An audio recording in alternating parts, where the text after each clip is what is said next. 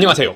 파이팅 홍공TV입니다. 오늘은 무인 멀티콥터 드론 조종 자격시험 필기 벼락치기 3일 완성 기출 스피드 암기 노트 첫 번째 시간을 진행하도록 하겠습니다. 이 드론 무인 멀티콥터 조종 자격시험은 응시하는 드론의 기체 무게를 기준으로 1, 2, 3, 4종으로 나뉘는데요. 1종은 25kg 초과 150kg 이하의 무인 멀티콥터 드론을 운영할 수가 있고요. 2종의 경우에는 7kg 초과 25kg 이하의 드론을 조종하고자 하는 경우 응시를 하면 되겠고, 3종은 2kg 초과 7kg 이하 제3종 자격입니다. 그리고 4종은 250g 초과 2kg 미만의 완구용 드론으로 시험 없이 온라인 교육만으로 취득할 수 있는 자격이 되겠습니다.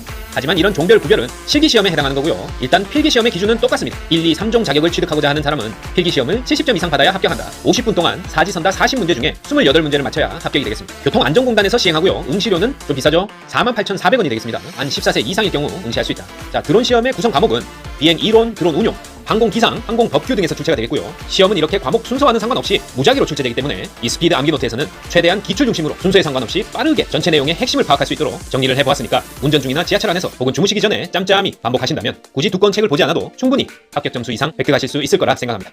그럼 바로 시작합니다. 일단 드론의 구조를 한번 살펴보면 무인 멀티콥터 공식적인 용어는 RPA 또는 RPAS로 나타냅니다. Remote Piloted Aircraft System RPAS로 나타내고, 흔히 얘기하는 UA Unmanned Aircraft는 공식 용어가 아니에요. RPAS로 나타낸다. 자, 그림을 잘 못 그리지만 프로펠러가 4개 달린 쿼드콥터를 한번 그려봤고요. 먼저 프로펠러, 헬리콥터에서는 로터라고 하죠. 프로펠러가 있고, 프로펠러가 4개인 것은 쿼드콥터, 3개인 건 트라이콥터, 6개인 건 헥사콥터라고 하죠. 자, 이 프로펠러의 재료로는 카본이나 플라스틱, 나무는 쓰지만 철이나 알루미늄 같은 금속은 무겁기도 하고 위험하기 때문에 쓰지 않아요. 프로펠러의 재료로 카본, 플라스틱, 나무는 쓰지만 금속은 쓰지 않는다. 자, 그리고 프로펠러 아래에 동그랗게 연결되어 있는 것이 모터인데요. 모터에는 BCD, BLDC 있다. BCD는 브러쉬가 있는 브러시드, BLDC는 브러쉬가 없는 브러시리스 모터를 말합니다. BCD는 브러시드, BLDC는 브러시리스인데, 이 브러쉬가 없는 BLDC 모터가 소음이 적고 반영구적으로 쓸 수 있기 때문에 좀 더 진화된 모터라고 할 수 있어요. 그리고 배터리가 필요하겠죠? 배터리가 이렇게 아래쪽에 자리를 잡고 있는데, 드론의 배터리는 가벼운 리튬 폴리머 배터리가 주로 쓰입니다. 그리고 조종기에서 오는 명령을, 조작 명령을 수신할 수 있는 수신기, 리시버가 있고요. 이 명령을 비행 제어 장치를 거쳐서 모터의 기계적인 회전을 제어하는 전자 변속기, 일렉트릭 스피드 컨트롤이 각 프로펠러로 가기 전에 이렇게 자리를 잡고 있습니다. 그리고 가장 중요한 드론의 뇌라고 할 수 있는 비행 제어 장치 FC 플라이트 컨트롤러가 수신기와 전자 변속기 ESC 사이에 이렇게 위치하고 있는데, 컴퓨터로 치자면 CPU에 해당하겠죠? 중앙 처리 장치 역할을 하는 것이 비행 제어 장치 FC다. 이 FC에는 각종 센서들이 들어가게 돼 있는데, 이 센서의 종류와 역할들이 시험에 자주 출제됩니다.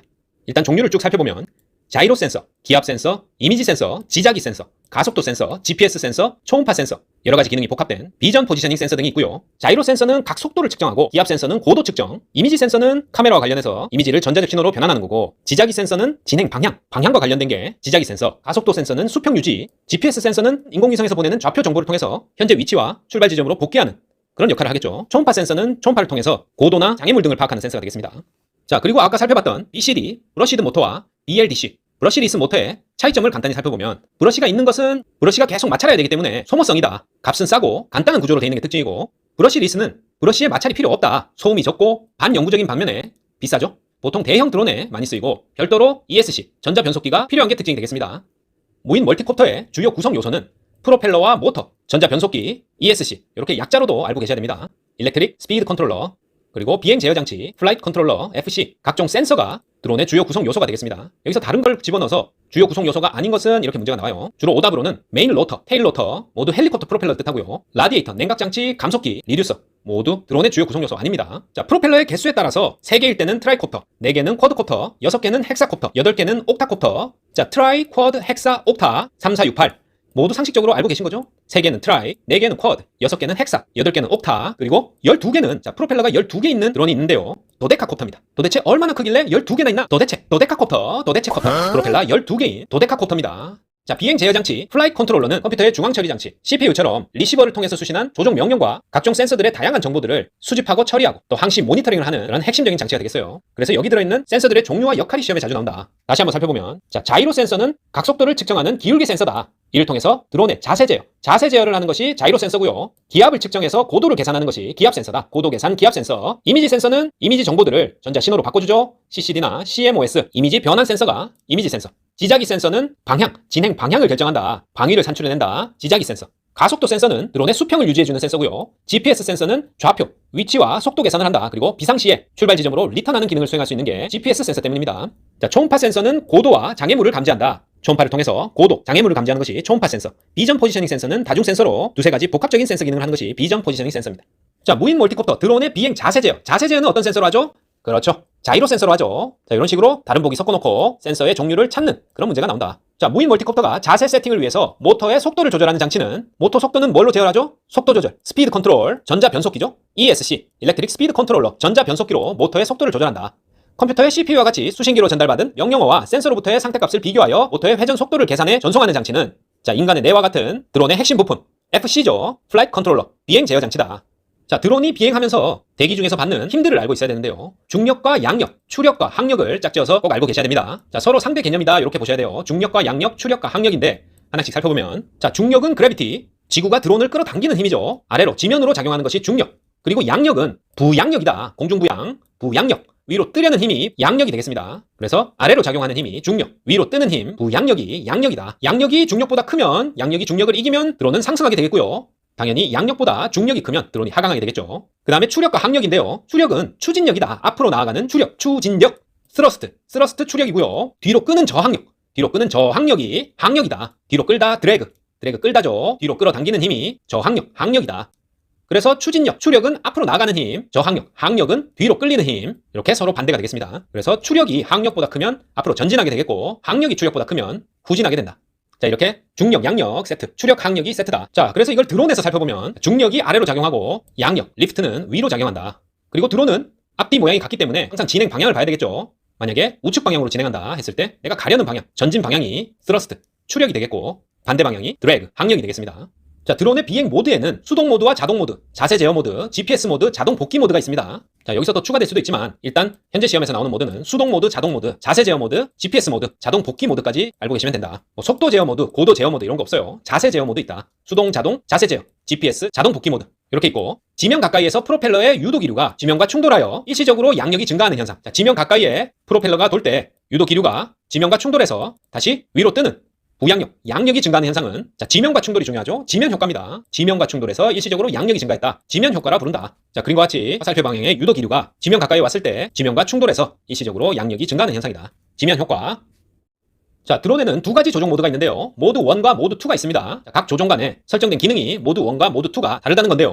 일단 모드 1은 고정익 드론이나 레이싱 드론에 주로 사용하고 일반적으로는 모드 2를 사용합니다. 여기서 알아둬야 될 용어가 엘리베이터, 러더, 에일러론, 스로틀인데요. 드론의 움직임을 뜻합니다. 먼저 엘리베이터를 살펴보면 모드 1에서는 왼쪽 조종간을 위아래로 하는 것이 엘리베이터고요. 모드 2에서는 이게 오른쪽으로 바뀐다. 엘리베이터는 드론을 전진 후진시키는 걸 말합니다. 피치라고도 하는데 엘리베이터는 모드 1에서는 왼쪽 조종간을 위아래로 조종하면서 드론을 전후진시킨다. 그리고 모드 2에서는 이게 오른쪽으로 바뀌어 있습니다. 그리고 러더 기능은 드론을 회전시키는 거예요. 회전을 담당하는 러더는 모드 1과 모드 2가 같은데요. 러더 조종간을 좌로 밀면 좌로 회전, 우로 밀면 우로 회전하겠죠. 기체 중심 축을 기준으로 회전시킬 때 이 러더 레버를 사용한다. 마찬가지로 모드 1, 모드 2 똑같이 우측 레버, 우측 좌우 조종 레버는 에일러론입니다. 에일러론은 기체를 좌우 수평 이동시킬 때, 좌우로 수평 이동시킬 때 우측 에일러론 레버를 좌우로 조종한다. 에일러론을 좌로 하면 그 위치에서 좌측으로 수평 이동하고 우로 하면 그 위치에서 우측으로 수평 이동하겠죠. 좌우 수평 이동은 에일러론. 마지막으로 스로틀. 이 스로틀과 엘리베이터는 모드 1과 모드 2가 조종간의 위치가 바뀌게 되겠습니다.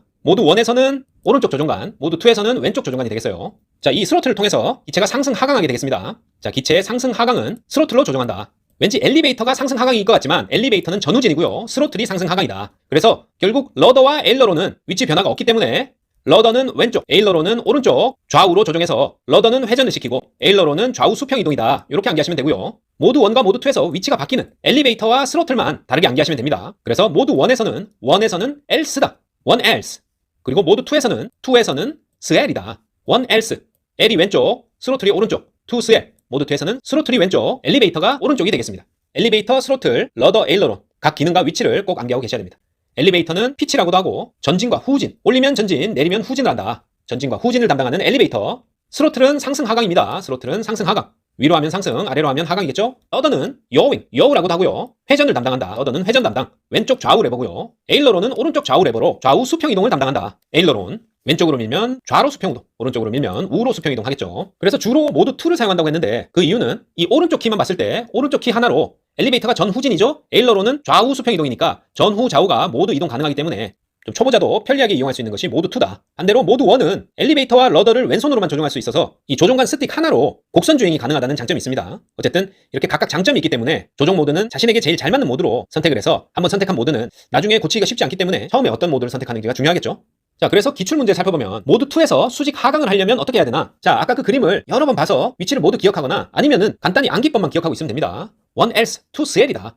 모드 1에서는 왼쪽이 엘리베이터, 오른쪽이 스로틀이죠. 그리고 모드 2에서는 왼쪽이 스로틀, 오른쪽이 엘리베이터다. 자, 기체를 상승 하강시키는 것은 스로틀이죠. 그래서 모드 2에서 스로틀을 조정하면 되는데 2에서 스로틀은 왼쪽이네요. 하강이니까 왼쪽 레버를 아래로 하는 게 되겠죠. 왼쪽 조정관을 내린다가 답이 되겠습니다. 2 cell이니까 스로틀은 왼쪽에 있고 하강이니까 조정관을 내린다. 정답은 4번이 되겠습니다. 또 하나 보면 이번에는 모드 1에서 후진을 하려면 자, 전후진은 엘리베이터죠. 또다시 암기법 1 else 2 cell 했을 때 모드 1이니까 1 else가 적용되겠네요. 1 else인데 엘리베이터는 역시나 왼쪽에 있고 후진이니까 아래로 내려야 되겠죠. 마찬가지로 왼쪽 조종관을 아래로 내린다. 4번이 정답이 되겠습니다. 옆에서 바람이 분다. 드론의 자세를 일정하게 유지하기 위해서는 땡땡 레버를 조작하여 위치를 유지한다. 자, 땡땡 레버는 자, 옆에서 바람이 부니까 좌우 수평 이동 레버겠죠. 바람에 맞서서 자세를 일정하게 유지하려면 수평 이동 레버인 에일러런 레버를 조작해서 위치를 유지해야 됩니다. 자, 그림을 보시면 자, 드론에 옆바람이 불어서 이렇게 옆으로 이동하려고 한다. 좌우 수평 이동을 시키는 에일러런 레버를 이용해서 우측 좌우 레버죠. 에일러런 레버를 이용해서 옆바람의 반대 방향으로 해줘야 자세를 일정하게 유지할 수 있겠죠. 무인 멀티콥터의 운용 가능 고도는 150m 이하입니다. 드론의 운용 가능 고도는 150m 이하다. 자, 비행 기체의 기준 축의 명칭을 자, 헷갈리니까 잘 암기하고 계셔야 됩니다. X축, Y축, Z축인데요. 우리가 흔히 수학 시간에 생각하는 것과 다르기 때문에 암기가 잘 안 됩니다. 그래서 먼저 X축의 회전은 이렇게 회전했을 때 좌우가 뒤집히겠죠? 그러니까 옆롤이라고 하고 롤링 되는 것을 말합니다. 좌우가 흔들린다. 롤링이다. 그리고 기체를 세로로 관통하니까 세로축이 되겠습니다. X축은 세로축이고 옆롤이 롤링이다. 자, 잘 안 헤어지기 때문에 세로산 롤렉스, 세로산 롤렉스 이렇게 외웁니다. 세로축으로 롤링하는 것은 X축이다. 세로산 롤렉스. 그리고 Y축은 가로축이고 키놀이, 피칭이라고 합니다. 가로로 관통하는 Y축이 흔들리면 기체가 앞뒤로 출렁이겠죠. 그래서 키놀이고 피칭이다. 자, 어떻게 외우나? 피칭하는 모습이 귀엽다. 피칭 가와이, 피칭 가와이. 피칭, 가로축은 Y축입니다. 피칭하는 가로축은 Y축이다. 피칭 가와이. 그리고 Z축은 수직축이고 빈놀이, 여윙입니다. 자, 하늘과 땅, 세로축으로 관통하는 Z축은 아이고 어지러워. 삥삥 도는 거죠. 회전이니까 요윙이고 수직축이다. 빈놀이라고 하고요. 자, 야윈 수지라고 합니다. 야윈 수지. 여윙은 수직축이고 Z축이다. Z축이다. 세로산 롤렉스, 피칭, 가와이, 야윈 수지. 자, 말도 안 되지만 잘 외워집니다. 비행 기체 기준축에 대해서 문제가 나오면 이렇게 맞추시면 되겠습니다. 자, 쿼드커터가 우측 이동 시에 각 모터의 회전은 각 모터 중에 좌측이 빠르냐 우측이 빠르냐 회전수의 차이를 물어보는 문제가 나왔을 때 자, 드론이 우측으로 이렇게 이동했다. 이쪽 좌측 모터가 빨리 돌고 우측 모터가 느리게 돌아야 우측으로 이동하겠죠? 반대로 우측 모터가 빨리 돌고 좌측 모터가 느리게 돌면 이렇게 좌측으로 이동하게 되겠습니다. 그래서 움직이려는 방향에 반대쪽 모터가 빨라야 움직이려는 그 방향으로 이동하게 된다. 답을 빠르게 찾으려면 그냥 암기하시면 됩니다. 움직이려는 반대쪽 모터가 더 빨라야 그쪽으로 움직인다. 자, 날개 끝에 윙렛을 설치하는 이유는 유도 항력을 감소시키기 위해서입니다. 자, 요건 실속이라는 걸 알아야 되는데요. 이 실속 현상 때문에 생기는 소용돌이, 이 와류 때문에 유도 항력이 생기는데 그러면 기체가 추력, 앞으로 나아가려는 추진력이 감소하기 때문에 이 유도 항력은 윙렛을 설치해서 감소시킵니다. 날개 끝에 윙렛을 설치하는 것은 유도 항력 감소를 위해서다. 자, 비행기의 안정성과 조종성은 반비례합니다. 안정성이 높으면 조종성은 떨어지고 조종성이 높으면 안정성은 떨어진다. 비행기의 안정성과 조종성은 반비례한다. 동시에 만족시킨다. 안정성이 증가하면 조종성도 좋아진다. 정비례한다. 다 같은 말이죠? 틀렸습니다. 반비례한다. 자, 항공기의 날개의 실속 현상, 스톨 현상은 날개 각도를 너무 높일 때 공기 흐름이 막히는 현상입니다. 자, 양력이 작용해서 비행기를 띄우는데 이 날개 각도를 높이면은 날개를 위로 들어올리는 양력이 증가하게 됩니다. 그렇게 해서 고도를 높이는데 그림과 같이 일반적으로는 이 유선형 기체에 양력이 작용할 때 와류가 없지만 비행기 각도를 좀 더 올리게 되면 이 날개 끝에 소용돌이, 이 와류 현상이 나타나게 됩니다. 그러다가 앵글 오브 어택, 이 받음각이라고 하는데요. 이 받음각을 과도하게 높이게 되면 이와 같이 심하게 와류가 발생하면서 공기의 흐름을 막게 되고 이 기체를 띄우는 양력이 급격하게 감소하면서 실속 현상이 발생한다. 그래서 이 실속 현상이 발생하면 추락할 위험이 있다. 맞겠죠? 실속 현상은 날개의 각도를 너무 높일 때 와류로 인해서 공기의 흐름이 막히는 현상이다. 자, GNSS란 글로벌 내비게이션 세틀라이트 시스템, 글로벌 위성 항법 시스템을 말합니다. GNSS. 각 국가별로 위성 항법 시스템이 있는데요. 가장 유명한 것이 GPS 시스템이죠. 미국 거고요. 갈릴레오는 EU, 유럽 연합 겁니다. 그리고 인도에서 적용하는 나빅, 나마스테, 나빅이고요. 인도. 글로나스는 러시아입니다. 글로나스, 러시아고요. 베이도 웨이싱 다오항 시통, 북두 위성 항법 시스템, 중국 거네요. QGSS 일본이고요. 우리나라는 2033년에 예정돼 있네요. 아직은 없는 KPS, 우리나라 시스템입니다. 그래서 나라를 연결시키는 문제가 나오기 때문에 GPS 미국, 갈릴레오 유럽연합, 나마스테 나빅 인도, 글로나스 러시아, 베이도 중국, QGSS 일본, KPS 한국 되겠습니다. 각 국가별로 위성 항법 시스템이 잘못 짝지어진 것은 나빅 인도, 글로나스 러시아, QGS 유럽 아니죠, 일본이죠. GPS 미국. 자, 이런 문제가 나옵니다. 자, 우리가 1기압이라고 하면 여러 가지 압력 단위로 바꿔 부를 수가 있는데요. 자, 다 알고 계셔야 됩니다. 자, ATM, 애트모스피어라고 하죠. 1대기압을 의미하고요. 1기압은 1ATM과 같다. 그 다음에 INHG, 인치 HG로 나타낼 때는 29.92. 천둥의 신 토르로 나타날 때는 760입니다. 토르는 760, 밀리미터 수운주로 나타날 때도 760이고요. 헥토파스칼로 나타날 때는 1013이다. 자, 숫자 단위가 커지죠? 아래쪽으로 갈수록 더 정밀하게 나타날 수 있습니다. 1기압은 1atm, 29.92, 인치 hg, 760 토르와 수운주, 1013 헥토파스칼이다. 다음 중 1기압과 다른 것은 나왔을 때 10.13 아니죠? 1013 헥토파스칼이죠.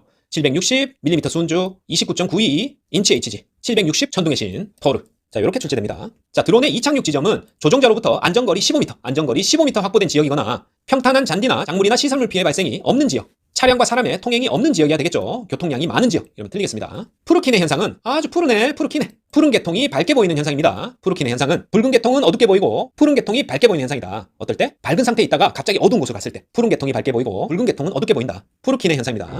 와이리 어둠노 푸르푸르하네. 빨리 불 켜라. 푸르키네 현상. 자, 드론 조종이 불가능하다. 어떡하지? 제일 먼저 해야 될 일은 크게 소리치는 겁니다. 뭐라고? 주변 사람들에게 위험합니다. 대피하세요 하고 주변 사람들에게 알리는 걸 제일 먼저 해야 된다. 자, 119에 신고한다. 불시착시킨다. 최대한 안전한 장소에 착륙시킨다. 맞는 것 같지만 제일 먼저 해야 될 일은 쏘리 질러 주변 사람에게 알리는 겁니다. 조종자 가까이로 착륙 시도한다. 모두 아닙니다.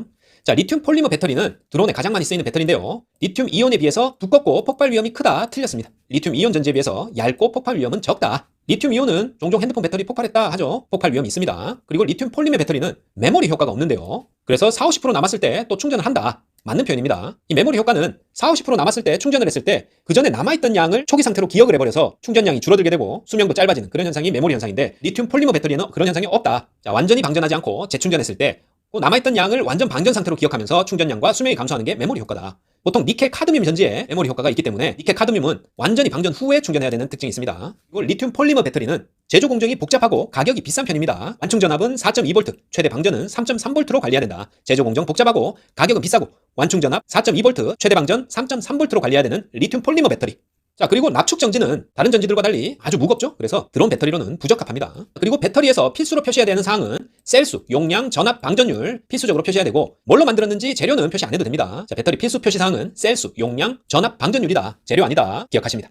자, 드론을 장기간 미사용할 때는 직사광선을 피하고 실온에 보관합니다. 자, 18도에서 24~25도에 보관합니다. 그리고 배터리는 분리해서 보관하고 40~50% 방전한 상태로 보관한다. 자, 리튬 폴리머일 경우에 맞는 말입니다. 완충해서 보관한다 하면 틀려요. 저 완충해서 보관하면 일명 백불뜨기 현상이죠. 스웰링 현상이 일어납니다. 그래서 용량이 일부 줄어들고 수명도 단축된다. 드론 배터리는 40~50% 방전한 상태로 보관합니다. 파손 방지 전용 케이스 보관백을 사용한다. 자, 맞겠죠? 배터리의 약어도 알고 있어야 되겠죠? LiPo가 리튬 폴리머, 가장 많이 쓰이는 리튬 폴리머 배터리고 리튬 이온, 니켈 카드뮴, 니켈 수소 배터리가 되겠어요. 자, 모두 드론용으로 쓰인다. 하지만 니켈 CA, 자, 요런 배터리 없어요. 리튬 폴리머, 리튬 이온, 니켈 카드뮴, 니켈 수소까지가 드론 배터리로 이용되는 배터리가 되겠습니다. 자, 리튬 폴리머 배터리는 셀당 전압 모두 정상으로 맞춘다. 맞습니다. 셀당 전압 모두 정상으로 맞춰야지 전압이 달라도 하나만 정상이면 사용해도 무방하다. 틀렸습니다. 하나만 정상이면 아니고 셀당 전압 모두 정상으로 맞춘다. 뭐를? 리튬 폴리머 배터리 셀당 전압 모두 정상으로 맞춘다. 자, 우리 눈의 빛 수용에 대해서 알아보면 자, 드론의 카메라 때문에 나오는 문제겠죠? 빛광, 광을 수용하는 기관, 광수용이라고 하는데요. 자, 간상체와 추상체가 있습니다. 간상체는 흑백, 간흑, 흑백, 명암을 구별하고요. 추상체는 칼라, 축칼. 추상체는 칼라, 색을 구별합니다. 그래서 간상체는 야간 시에 활성화돼서 흑백의 명암을 구별하는데 망막 주변에 1억 개, 아주 많이 있습니다. 간상 1억 개다. 아주 많다. 자, 파장이 짧은 녹색에 반응을 합니다. 간상체는 파장이 짧은 녹색에 반응하고 추상체는 주간에 밝은 곳에서 반응을 하고요. 망막 중심, 주변이 아니라 망막 중심에 700만 개 있습니다. 자, 소수정의 중심에 있다. 700만 개 추상체고요. 자, 파장이 긴 색상인 빨간색에 반응합니다. 빨주노초 파남보. 적색에서 보라색으로 갈수록 파장이 짧아지죠. 그래서 파장이 긴 빨간색에 반응하는 것이 추상체다. 칼라를 구별하는 주간시 밝은 곳에서의 광수용기입니다. 자, 프로펠러가 1회전 할 때 이동 거리를 앞뒤로 쭉 던졌다. 그런 뜻의 피치라고 합니다. 투수가 피칭을 하죠. 프로펠러가 한 번 돌 때 쭉 이동한 거리를 피치라고 한다. 자, 쉘 모델이라고 있는데요. 자, 조개 껍데기하고는 아무 상관없고요. 발음이 약자를 모았더니 쉘이다. 자, SHELL, 소프트웨어, 하드웨어, environment, 라이브웨어, 센트럴 라이브웨어. 자, 요게 뭐냐면 옛날에 항공사 기장 출신이었던 프랭크 호킨스 박사가 조종사와 항공기와 상호작용하는 그 관계를 연구를 해서 쉘 모델이라는 걸 내놨는데 어떻게 하면 이 항공 분야에서 효율을 극대화하고 생산성을 향상시키느냐. 그러려면 제반 인적 요인들을 최적화해야 된다. 그 요인들이 이 쉘이 되겠고 이를 위계적으로 단계적으로 설명한 모델이 되겠습니다. 그래서 쉘에 들어가는 각 요소가 뭐냐. 뭐 엉뚱한 거 하나 집어넣고 찾아라 이런 문제가 나오겠죠. S는 소프트웨어, 법규나 절차를 말하고 하드웨어는 기계나 장비, environment, 항공기의 내 외부 환경, 뭐 적재물이 될 수도 있겠고 승객이 될 수도 있겠고 외부의 뭐 기상 상태가 될 수도 있겠죠. 그리고 라이브웨어, 조종사가 직간접적으로 만나는 관계자들. 그리고 센트럴 라이브웨어는 조종사를 뜻합니다. 쉘 모델이다. 항공기 운항에 있어서 효율 극대화와 생산성 향상을 위해서 제반 인적 요인들을 최적화하는 모델, 쉘 모델입니다. 자, 비행 전 점검사항, 비행 후 점검사항. 상식적인 내용인데 간단히 알아보고 마치도록 하겠습니다. 비행 전에는 프로펠러가 정상적으로 장착되어 있는지, 파손된 부분은 없는지 확인하고 일기예보 확인, 아주 중요하겠죠. 야간 비행은 금지된다. 배터리 충전 상태 확인하고 임무 장비, 페이로드를 확인하고 센서, 통신 장비, 약제를 살포해야 되면 약제 살포 장치를 확인합니다. 그리고 관제권, 공항 반경 9.3km 비행 제한 공역일 경우에는 비행 승인을 받았는지 확인을 꼭 합니다. 그리고 비행 후 점검 사항으로는 임무 장비, 조종기 등의 시스템의 이상 유무를 확인하고 제작사나 운용사의 체크리스트에 따라서 기체의 이상 유무를 확인한다. 자, 모두 한 번만 읽어보시면 다 이해가 되는 그런 사항들입니다. 자, 이상입니다. 무인 멀티콥터 드론 조종 자격시험 필기 기출 스피드 암기노트 첫 번째 시간은 이것으로 마치도록 하겠습니다. 파이팅 홍콩TV 구독, 좋아요 부탁드리고 저는 2편에서 더 알찬 내용으로 다시 찾아뵙겠습니다. 감사합니다.